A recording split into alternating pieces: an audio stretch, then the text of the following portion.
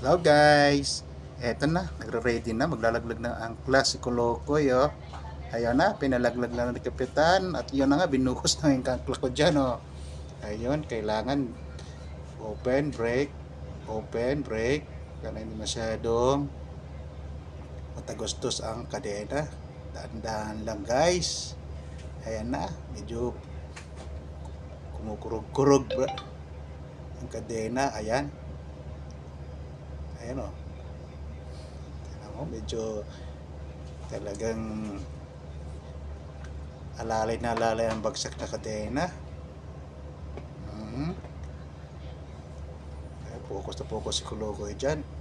May tiningnan pa kung ilan yung bilang ng kadena. Inalang pa niya kung ilang shackle na nalaglag. Ayan na, tuloy na naman siya sa pagberada, Brad. So guys, ayan na. enjoy siya paglaglag ng angka dito. Ay nako, ingat ka dyan Kulokoy. Tandaan na.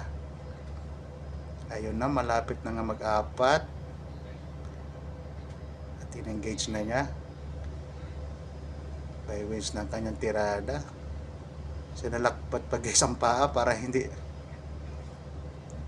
matanggal ang pagka-engage niya. Ayan na, tandahan niya na. Pa-WhatsApp ang Kulokoy. Uy, yan naman ang aking masugid na tagasunod. Ayan na. Higay na hanggang kumapit na pag-apat na kadena niyan. Okay, smooth na smooth. Tingnan nyo guys, kompleto talaga sa PP talaga.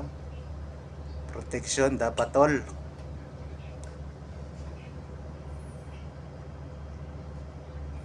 Ayan na.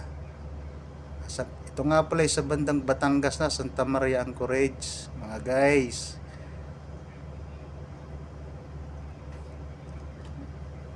Ayan oh.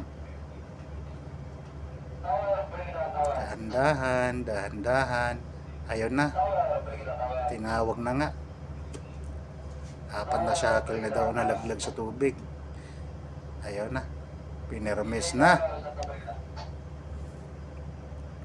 Ayun. Matindi pa rin talaga magpakyut itong kasama ko.